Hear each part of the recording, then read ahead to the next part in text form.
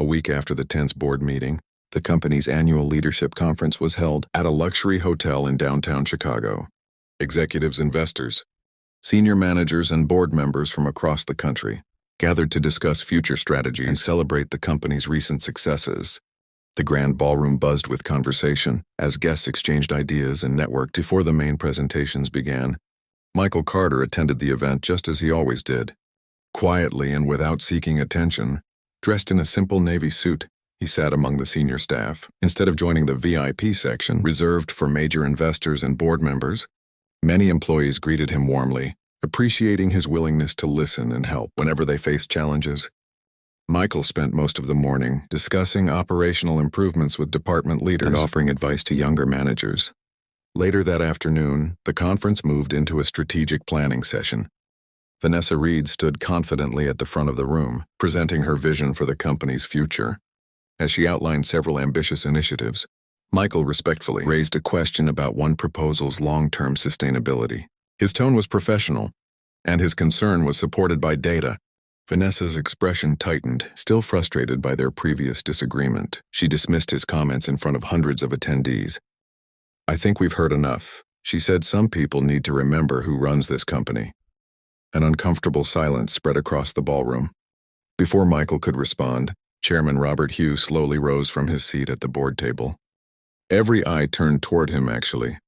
Robert said firmly, looking directly at Vanessa. "You work for him?" Gasps echoed through the room. Robert then revealed that Michael was the company's largest private shareholder in the person who had invested crucial funds years earlier when the business faced collapse. He explained that Michael had intentionally remained in a regular leadership role to better understand employee experiences and company operations. Vanessa's confidence vanished. Realizing her mistake, she publicly apologized. Michael accepted with grace and dignity, earning even greater respect from everyone present. The moment became a powerful lesson that true leadership is measured by character, wisdom, and humility, not by a title on an office door. Title CEO said, "You work for me." Then the chairman replied, "Actually, you work for him." Michael Carter had spent 10 years working quietly at a major technology company in New York. Most employees knew him as a humble senior analyst who always arrived early and left late. When a new CEO, Vanessa Reed, took control of the company, she quickly developed a reputation for arrogance. During a board meeting, she publicly criticized Michael for questioning one of her risky business plans. "Remember your place," she snapped. "You work for me." The room fell silent as Michael calmly nodded and returned to his seat. No one knew he was the largest private shareholder in the company and had helped save it years before. A week later, the company held its annual leadership conference in Chicago. Executives, investors, and board members gathered to discuss the future of the business. During the meeting, Vanessa once again targeted Michael, dismissing his recommendations in front of everyone. Before Michael could respond, Chairman Robert Hughes stood up. Looking directly at Vanessa, he said, "Actually, you work for him." The room froze in shock.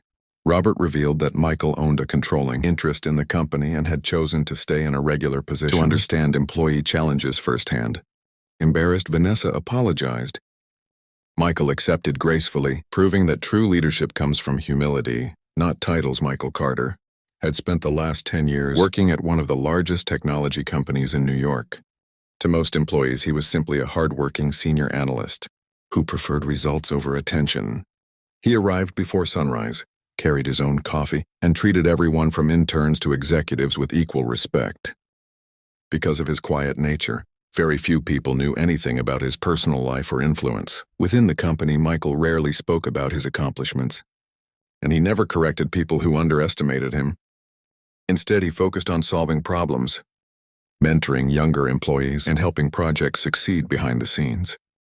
When Vanessa Reed was hired as the new CEO, the atmosphere in the company changed almost immediately. She was intelligent and ambitious, but she also believed strong leadership meant showing authority at every opportunity. Within months, she had developed a reputation for making quick decisions and expecting complete obedience from her staff.